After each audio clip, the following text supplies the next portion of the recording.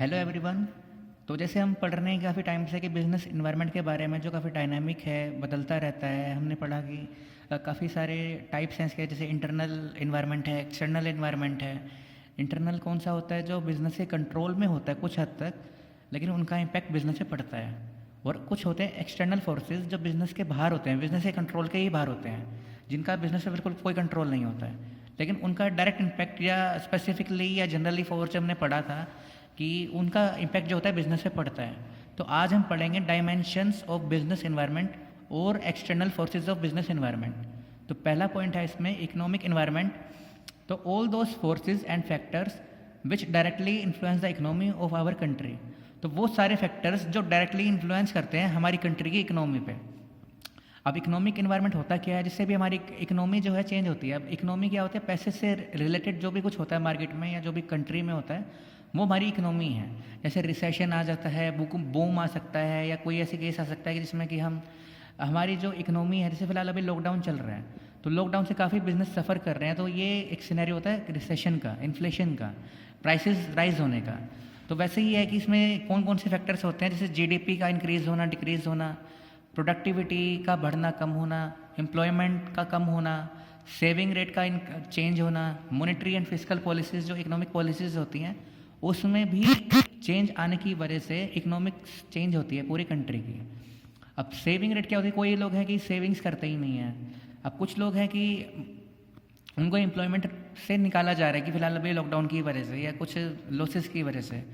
Productivity क्या होती है? किसी कंपनी से कम लॉसेस हो रहे हैं तो उसकी वजह से भी इकोनॉमी डाउन होती है। अब कुछ फैक्टर्स हैं, some factors of economic environment, GDP का इंक्रीज हो जाना, जीएसटी बिल लॉन्च होना, डीमोनेटाइजेशन हो जाना। डीमोनेटाइजेशन के टाइम पे आपको अगर याद होगा तो काफ़ी बिजनेसेस को लॉस भी हुआ था।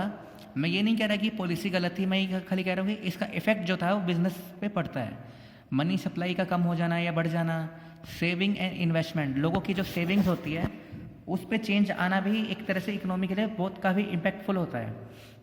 तो इसका मतलब क्या होता है? जैसे अगर मान लो कि लोगों के पास सेविंग्स नहीं है, सेविंग्स नहीं है तो उनके पास पैसा नहीं है, पैसा नहीं है तो वो ज़्यादा चीज़ें खरीद नहीं सकते हैं। अगर खरीद नहीं सकते हैं तो कंपनी की प्रोडक्टिविटी कम हो जाएगी, प्रोडक्टिविटी कम हो जाएगी तो एम्प्लॉयमेंट कम हो जाएगी, एम्प्लॉयमेंट कम हो जाएगी तो जीडीपी भी कम हो जाएगी। तो इसका मतलब क्या है कि सारे फैक्टर्स इंटर रिलेटेड भी हैं, जो इसके मैंने फीचर्स में बताया था आपको कि इंटर रिलेटेड। तो इसका मतलब क्या है कि इकोनॉमिक इन्वायरमेंट क्या होता है? जो हमारी मार्केट में डिमांड एंड सप्लाई है, फंक्शंस हैं, उनकी वजह से हमारे बिजनेस पे इकोनॉमिकली क्या इम्पैक्ट पड़ रहा है, उसे हम बोलते हैं इकोनॉमिक इन्वायरमेंट। कि वो सारे फोर्सेस जिनका इकोनॉमिकली हमारे बिजनेस पे इफेक्ट पड़ता है, जीएसटी विल लॉन्च हो जाना या कुछ भी डीमोनेटाइजेशन हो जाना, उसका हमारे बिजनेस पे पॉजिटिव या नेगेटिवली क्या इम्पैक्ट पड़ रहा है वो हमें देखना ज़रूरी है। वो सारे फोर्सेस हो सकते हैं, जैसे कि इसमें हो सकता है बैंकिंग सेक्टर हो सकते हैं, role of private and public sector हो सकता है इसमें, या फिर हो सकता है इंटरनेशनल डेट हो सकता है, बैलेंस ऑफ पेमेंट या बैलेंस ऑफ ट्रेड्स। आपने अगर इकोनॉमिक्स में पढ़ा होगा या अभी आगे आएगा कि आपका कितना लोन है दूसरी कंट्री को जो आपको चुकाना है, तो उससे भी आपका इकोनॉमिक इन्वायरमेंट काफ़ी मैटर करता है। नेक्स्ट पॉइंट है सोशल इन्वायरमेंट। सोशल इन्वायरमेंट बनता है हमारे कस्टम से या ट्रेडिशन से, जो हमारे रीति रिवाज हैं या जो हमारे ट्रेडिशंस हैं उनसे बनता है social environment. In which consist of customs and tradition society in which business is existing. जहाँ पे जिस सोसाइटी में बिजनेस एग्जिस्ट करता है वहाँ के ट्रेडिशंस क्या हैं? It includes the standard of living, taste, preferences and educational level of people living in the society where business exist. जहाँ पे बिजनेस एग्जिस्ट करता है उस आसपास के एरिया में लोगों की डिमांड क्या है, उनको क्या पसंद है, क्या उनका फैशन है, क्या उनका टेस्ट है, क्या उनका स्टैंडर्ड ऑफ लिविंग है, कहाँ तक उनका एजुकेशनल लेवल है। फॉर एग्जाम्पल कि अगर अब रोहतक में अगर हम बात करेंगे तो महंगी शायद अगर कोई एमएनसीज होगी तो शायद रोहतक में ना आए। अगर बेंगलोर सिटी है, दिल्ली सिटी है, मुंबई सिटी है, गुड़गांव है, नोएडा है, वहाँ पे ही कोई बड़ी से ब्रांड क्यों आती है? क्योंकि वहाँ पे लोगों का स्टैंडर्ड ऑफ लिविंग उनके एरिया के हिसाब से काफ़ी हाई है, लेकिन रोहतक सिटी में थोड़ा कम है। तो उसी केस की वजह से सोशल इन्वायरमेंट को स्कैन करके कोई बड़ी कंपनी यहाँ पे नहीं आ सकती है, क्योंकि यहाँ के लोगों की पेइंग कैपेसिटी और ये जो उनका स्टैंडर्ड ऑफ लिविंग है इतना हाई नहीं है। तो उसी के according impact may not be immediate but in the long run social environment has impact. जैसे कि मैं आपको एक एग्जांपल देता हूँ सोशल इन्वायरमेंट का। जैसे कि एक सरदार जो होते हैं वो अपने बाल बंधे रखते हैं, तो उस मोहल्ले में या उस गली के आसपास में कोई भी आपको बार्बर शॉप नहीं मिलेगी, क्योंकि वो सोशल इन्वायरमेंट है। सोसाइटी को एनालाइज करते हैं कि भाई कौन सी कहाँ पे चीज़ होती है। जैसे एक फॉर एग्जांपल कि पंडितों के मोहल्ले में कोई भी नॉन वेज शॉप नहीं मिलेगी आपको, या कोई भी इस तरह की शॉप या कुछ भी ऐसा नहीं मिलेगा आपको। तो वो क्या है कि सोसाइटी को एनालाइज करके सोशल देख रहे हैं कि वो सोसाइटी में क्या कुछ हम बिजनेस को सक्सेसफुल कर सकते हैं या नहीं कर सकते हैं। मीन्स कस्टम्स को, ट्रेडिशन को ध्यान में रख के और उनके स्टैंडर्ड ऑफ लिविंग को, जो सोसाइटी में लोग रहते हैं उनको हम एनालाइज करते हैं कि उनको क्या पसंद है, उनको वही बना के बेचा जाए। अगर जो लोगों को पसंद है वही हम बना के नहीं बेचे तो हमारा सामान खरीदेगा ही कौन। तो सम फैक्टर्स हैं, change in quality of life, educational and literacy rate, customs and habits of people. अब जैसे कुछ लोग ऐसे हैं किसी एरिया में जिनको ब्रांड्स बहुत पसंद हैं तो उनको उसी एरिया में ही सप्लाई प्रोवाइड करना है। अगर किसी को अगर कोई बोले कि अगर आपने पूरे इंडिया में भी किसी गांव में डोमिनोज, मैकडोनल्ड्स का आउटलेट नहीं देखा हुआ, तो इसका मतलब ये होता है कि वहाँ की जो एजुकेशनल लेवल है, जो उनकी डिमांड्स है, उसके बेसिस पे प्रोडक्ट्स हमें उन्हें बेचने होते हैं। मैं ऐसा नहीं कह रहा हूँ कि गांव के लोग शहर में नहीं खाते हैं, मेरे खाने का खाली पर्पस ये है कि जहाँ पे डिमांड ज़्यादा हो। तो इसका मतलब ये होता है कि सोसाइटी को हम एनालाइज करेंगे कहाँ पे किस चीज़ की डिमांड है, हम वहीं पे वही चीज़ सप्लाई किया जाए। ऐसा हम नहीं कर सकते अपना ज़बरदस्ती कहीं पे भी कोई भी चीज़ हम बेचना चाहें तो नहीं कर सकते। फिर नेक्स्ट पॉइंट है पॉलिटिकल इन्वायरमेंट। पॉलिटिकल इन्वायरमेंट बोलते हैं उन सभी फैक्टर्स से जो रिलेटेड है गवर्नमेंट अफेयर से, such as type of government in power, कि कौन सी गवर्नमेंट पावर में है, जैसे बीजेपी है, कांग्रेस है, आप पार्टी है, कोई और पार्टी है। एटीट्यूड ऑफ गवर्नमेंट, की गवर्नमेंट का एटीट्यूड क्या है जो रूलिंग पार्टी है। Policy changes by government, it has direct and immediate impact on the business. अब बिजनेस की पे डायरेक्ट इम्पैक्ट पड़ता है पॉलिटिकल इन्वायरमेंट का। अगर मान लो किसी गवर्नमेंट ने बोल दिया कि भाई ये इंपोर्ट ड्यूटी बढ़ा दी जाए, या कोई नई पॉलिसी उन्होंने लॉन्च कर दी कि भाई जीएसटी जैसे करा था इन्होंने, या स्वच्छ भारत अभियान किया था इन्होंने, जैसे जो भी पॉलिटिकली इन्वायरमेंट में होता है कि पॉलिटिकली पार्टीज ने किया है कि कुछ नया लॉ पास कर देना, कोई नया बिल पास कर देना, या कुछ किसी जो पॉलिटिकल पार्टीज की आइडियोलॉजी है उससे काफ़ी इफेक्ट होता है बिजनेस पे। फॉर एग्जांपल जैसे कुछ फैक्टर्स हैं, values and ideologies of parties, constitution of country, government intervention in business, स्वच्छ भारत अभियान, स्किल इंडिया। तो ये कुछ ऐसे फैक्टर्स हैं जिनका डायरेक्ट इम्पैक्ट पड़ा था बिजनेस पे। जैसे बीजेपी गवर्नमेंट की आइडियोलॉजी कुछ अलग है, कांग्रेस की अलग है। कॉन्स्टिट्यूशन ऑफ इंडिया, कंट्री मतलब कि हर कंट्री का जो कॉन्स्टिट्यूशन है, जो उनका संविधान है, उसमें क्या लिखा है, उससे बिजनेस कितना इम्पैक्ट पड़ता है। Government intervention in business, intervention का मतलब होता है कि बिजनेस पे गवर्नमेंट का कितना कंट्रोल है, 50%, 60% या जो भी रेशियो है उसकी। फिर से स्वच्छ भारत अभियान या स्किल इंडिया, तो ये सारी गवर्नमेंट की पॉलिसीज थी, ये जो उनकी स्ट्रेटजीज थी जिनका कुछ कुछ बिजनेस पे इम्पैक्ट पड़ा था। ऐसा नहीं हो सकता कि किसी भी चीज़ का किसी पर्टिकुलर बिजनेस पे इफेक्ट ना पड़े। रोज़ दिन में आप चाहे कुछ भी कर लो, चाहे अपनी डिमांड बदल लो, टेस्ट बदल लो, कुछ भी बदल लो, कोई ना कोई बिजनेस उस पर इफेक्ट डालता ही डालता है। अगर 100 लोग भी बोले कि हमें इसका सामान नहीं खरीदना है तो उसका डायरेक्ट इम्पैक्ट बिजनेस पे पड़ता ही पड़ता है, चाहे कोई कितना भी मना कर ले।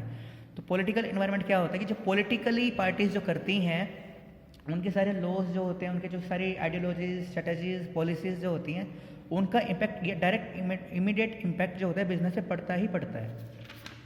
फिर नेक्स्ट है हमारा लीगल इन्वायरमेंट। लीगल मीन्स होता है लॉ से रिलेटेड जो नियम होते हैं, जो कानून होते हैं, देश के कानून होते हैं, जो सुप्रीम कोर्ट या हाई कोर्ट या district courts, normally supreme court ही एक कोई लॉ बनाती है, तो उसके अकॉर्डिंग हर एक बिजनेस को चलना पड़ता है। कोई भी बिजनेस हो उसे लॉ के अकॉर्डिंग ही बिजनेस करना है, कोई इलीगल बिजनेस नहीं कर सकता है। तो means management of business enterprise has to obey the law. It is essential for every business to have adequate knowledge of rules and regulations framed by the government. जैसे government ने बहुत सारे acts बनाए हुए हैं, काफ़ी सारे रूल्स या रेगुलेशंस या लॉज बनाए हुए हैं, जैसे मार्केटिंग एक्ट है, पार्टनरशिप एक्ट है, कंपनीज एक्ट है। तो सभी को उसके अकॉर्डिंग ही काम करना है, उसके बाहर जाके आप काम नहीं कर सकते हैं। अगर आपको लिखा है कि एक कंपनी में मिनिमम 2 लोग होने चाहिए तो आप उसके बिना अपना काम नहीं चला सकते हैं। कंपनीज में अगर जो लॉ है कि मेमोरेंडम ऑफ एसोसिएशन या आर्टिकल्स ऑफ एसोसिएशन आपको ज़रूर रजिस्टर करवाना है, तो वो आपको करवाना ही पड़ेगा, आप उसके बिना काम नहीं कर सकते हैं। तो फैक्टर्स कौन कौन से होते हैं लीगल इन्वायरमेंट में? Various laws and acts, administrative orders, जैसे कि फिलहाल अभी लॉकडाउन है तो ये एक तरह से एडमिनिस्ट्रेटिव ऑर्डर है, court judgement, legal policies, statutory warning. अब जैसे फिलहाल अभी स्कूल अभी ओपन नहीं हुए हैं, तो जैसे आपका एक एग्जांपल ले सकते हैं कि भाई गवर्नमेंट या लोकल जो अथॉरिटीज़ हैं या जो एडमिनिस्ट्रेटिव ऑर्डर्स आएंगे उसके बाद ही हम स्कूल को रीओपन कर सकते हैं। तो एक तरह से लीगल इन्वायरमेंट में भी आता है और पॉलिटिकल इन्वायरमेंट में भी आता है कि पॉलिटिकल पार्टीज़ जो हमारे सीएम जो सॉरी हमारे पीएम हैं वो कब हमें अलाउ करते हैं स्कूल ओपन करने के लिए। अगर ये सुप्रीम कोर्ट अगर ऐसा करते तो वो लीगल इन्वायरमेंट हो जाएगा कि सुप्रीम कोर्ट अगर बोलते कि भाई कोई पर्टिकुलर डिसीजन लेने के लिए हमें वो गाइड करती है तो वो लीगल इन्वायरमेंट हो जाएगा। फिर लास्ट है इसका डायमेंशन टेक्नोलॉजिकल इन्वायरमेंट। जैसे आप सभी को पता है कि इंजीनियरिंग में काफ़ी सारी ग्रोथ होती रहती है और डेवलपमेंट होती रहती है, तो उसकी वजह से एडवांटेज हमें क्या मिलता है कि काफ़ी सारी पावर ड्रिवन मशीन्स बनती रहती हैं, टेक्नोलॉजी में काफ़ी सारी इनोवेशन आती रहती है। जैसे कि पुराने टाइम में क्या होता था कि लोग अपने हाथों से प्रोडक्शन करते थे, धीरे धीरे मशीन्स आई, कंप्यूटर्स आए, मोबाइल्स आए, उसके बाद भी इंटरनेट आया, काफ़ी 3G था, फिर 4G आया, फिर 5G भी आने वाला है। तो उसके से क्या होता गया, टेक्नोलॉजी में काफ़ी सारी अपग्रेडेशन होती गई। टेक्नोलॉजी में अपग्रेडेशन होने की वजह से टाइम बहुत काफ़ी सेव होने लग गया, जिसकी वजह से हमारा काम बहुत जल्दी हो रहा है बिना किसी वेस्टेज के, और बहुत सारा टाइम बचाने का मतलब है बहुत सारा प्रॉफिट अर्न करना। तो टेक्नोलॉजी में क्या होता है, includes all those forces related to scientific improvement and innovation which provide new ways of producing goods and new ways of operating business. तो फैक्टर्स कौन कौन से हैं टेक्नोलॉजिकल में, डेवलपमेंट ऑफ IT सेक्टर, बल्कि इंफॉर्मेशनल टेक्नोलॉजी सेक्टर, कंप्यूटर में development करना, carbon paper to photocopier. पहले की अगर किसी को कुछ एक कागज़ प्रिंट करना होता था कि जो हमने लिखा है वो सेम लिखा हुआ आज किसी को मिल जाए, तो हम कार्बन पेपर यूज़ करते थे, लेकिन आज के टाइम में फोटोकॉपियर मशीन है। Online booking of tickets, robotics, biotechnology, जितनी भी टेक्नोलॉजी के टाइम में हमें कुछ हम यूज़ कर पा रहे हैं, जैसे ऑनलाइन हम कुछ सामान खरीद लेते हैं, तो वो होता है टेक्नोलॉजिकल इन्वायरमेंट। तो एक बार दोबारा क्विक रिकैप ले लेते हैं इस पूरे का ही। पहला था इकोनॉमिक इन्वायरमेंट, जिससे भी हमारी इनकम या जो हमारी मनी सप्लाई है, हमारी डिमांड है, सप्लाई है, या गवर्नमेंट पॉलिसीज़ हैं। Government policies in the sense monetary and fiscal policies, कि कितना टैक्सेशन है, कितना परसेंट हम टैक्स चार्ज कर रहे हैं, कितना हमारा प्रॉफिट है या GST है, ये सारी चीज़ें आती है इकोनॉमिक इन्वायरमेंट में। वो सारे फैक्टर्स जो इकोनॉमिक से रिलेटेड हैं और हमारे बिजनेस पे इम्पैक्ट डालते हैं। फिर नेक्स्ट है, इसमें एम्प्लॉयमेंट भी आता है, सेविंग्स भी आता है, क्योंकि डायरेक्टली एम्प्लॉयमेंट का इकोनॉमिक्स पे काफ़ी फ़र्क पड़ता है। अगर एम्प्लॉयमेंट कम हो जाएगी तो हमारी इनकम कम हो जाएगी, GDP भी हमारी कम हो जाएगी, क्योंकि हमारी प्रोडक्टिविटी भी कम हो जाएगी। फिर नेक्स्ट है social environment, customs and traditions को देख के ही हम देखते हैं, अंदाज़ा लगाते हैं कि भाई इस एरिया में क्या बिजनेस करना है, क्या नहीं करना है, और उसी के हिसाब से हम प्राइस सेट करते हैं। स्टैंडर्ड ऑफ लिविंग क्या है लोगों का, टेस्ट प्रेफरेंसेस क्या हैं, एजुकेशनल लेवल क्या है लोगों का, तो उसके बेसिस पे हम डिसाइड करते हैं कि इस मार्केट में हमें ये चीज़ बेचनी चाहिए या ये इंडस्ट्री में हमें एंटर करना चाहिए। फैक्टर्स है change in quality of life, educational level and customs and habits of the people. फिर आता है हमारा पॉलिटिकल इन्वायरमेंट। पॉलिटिकल इन्वायरमेंट में क्या होता है, जो पॉलिटिकल पार्टीज़ हैं उनकी आइडियोलॉजी क्या है, उनके क्या स्ट्रेटजीज़ हैं, क्या पॉलिसीज़ हैं, वो क्या करना चाहते हैं, उनका डायरेक्टली जो उनका रुझाव है कौन से बिज़नेस पे ज़्यादा है या किस बिज़नेस पे ज़्यादा है, वो भी एक तरह से इम्पैक्ट डालता है। कि अगर मान लो कि गवर्नमेंट ने एक दिन बोल दिया कि भाई आपको 500 या 1000 के जो नोट अभी बंद हुए थे 3-4 साल पहले, 3.5 साल पहले 2016 में, तो वो एक पॉलिटिकल इन्वायरमेंट था कि पॉलिटिकल एक तरह से वो एक स्टेप लिया गया था एक हमारी इकोनॉमी को कंट्रोल करने के लिए, लेकिन वो स्टेप था पॉलिटिकली लिया गया था। तो वो एक एग्जांपल है जिससे कि काफ़ी सारे बिजनेस पे इम्पैक्ट पड़ा था। तो ये जो सारे फोर्सेज हैं ये एक तरह से एक्सटर्नल फोर्सेज हैं और जनरल फोर्सेज हैं जिनका इम्पैक्ट सभी बिजनेस पे इक्वल या कुछ कम ज़्यादा पड़ सकता है। लेकिन स्पेसिफिक फोर्सेज कौन से होते हैं, जैसे डिमांड सप्लायर्स हैं, कस्टमर्स हैं, जिनका फर्क इम्पैक्ट पड़ता है स्पेसिफिकली किसी एक पर्टिकुलर फर्म पे।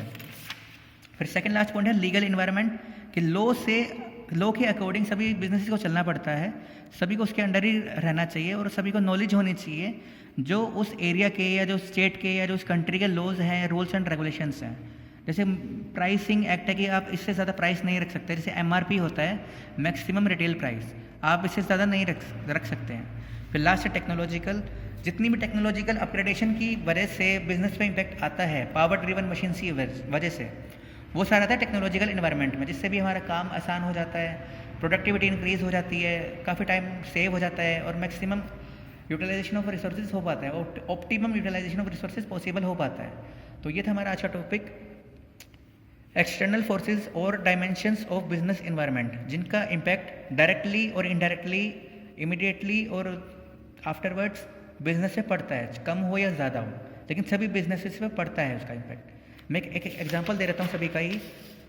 इकोनॉमिक इन्वायरमेंट में क्या हो सकता है, जैसे GDP का इंक्रीज़ हो जाना, GST बिल पास हो जाना, जिसकी वजह से पूरी इकोनॉमी में चेंज आ जाता है। एक सोशल एनवायरनमेंट में क्या होता है कि सोशली जो वहाँ पे सोसाइटी में जो लोग रह रहे हैं उनकी प्रेफरेंसेस क्या है, उनकी टेस्ट क्या क्या है, उन्हें क्या पसंद है, उनके वहाँ पे ट्रेडिशंस कस्टम्स क्या हैं, रीति रिवाज क्या हैं, तो उसके अकॉर्डिंग बिजनेस करना।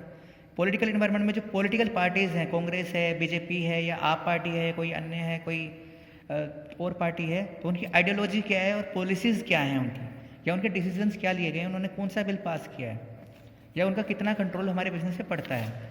फिर है लीगल इन्वायरमेंट की, सुप्रीम कोर्ट या हाई कोर्ट के क्या क्या रूल्स हैं, कौन कौन से एक्ट बनाए गए, जैसे मार्केटिंग एक्ट है, प्राइसिंग एक्ट है, या कंपनीज एक्ट, पार्टनरशिप एक्ट, या जॉइंट सो कंपनी एक्ट है, जितने भी एक्ट्स हैं उनमें जो रूल्स रेगुलेशंस लिखे गए हैं उनके अकॉर्डिंग ही हमें बिजनेस करना है, उसके बाहर हम जाके बिजनेस नहीं कर सकते हैं। फिर लास्ट है टेक्नोलॉजिकल इन्वायरमेंट, जितनी भी टेक्नोलॉजिकल अपग्रेडेशन हुई है उसके अकॉर्डिंग ही हमें चलना चाहिए अगर आगे रहना है तो। क्योंकि अगर हम मान लो कि फॉर एग्जांपल कि एक भीड़ में 40 लोग रह रहे हैं, 40 लोग में से 38 लोगों ने नई टेक्नोलॉजी को यूज़ करना शुरू कर दिया है और हम नहीं कर रहे हैं, तो हम बहुत पीछे रह जाएंगे, हमारा लॉस है जो बहुत ज़्यादा हो जाएगा, और कुछ टाइम एक ऐसा आ सकता है कि हम उन्हें शायद कवर ना कर पाएँ। तो बहुत ज़रूरी चीज़ होती है टेक्नोलॉजी के अकॉर्डिंग चलना, क्योंकि टेक्नोलॉजी के पीछे जो रह गया तो वो पीछे बहुत ज़्यादा पीछे रह जाएगा। तो टेक्नोलॉजी एक ऐसी चीज़ है, साइंस की बहुत सारी एक बहुत बड़ी एक क्या कह सकते हैं कि बहुत बड़ी देन है ह्यूमंस को, कि जिसके थ्रू हम काफ़ी बहुत काम, लंबा काम, बड़ा काम बहुत इजीली हम कर सकते हैं, टाइम सेव करके हम कर सकते हैं। तो ये था आज का टॉपिक। Thank you.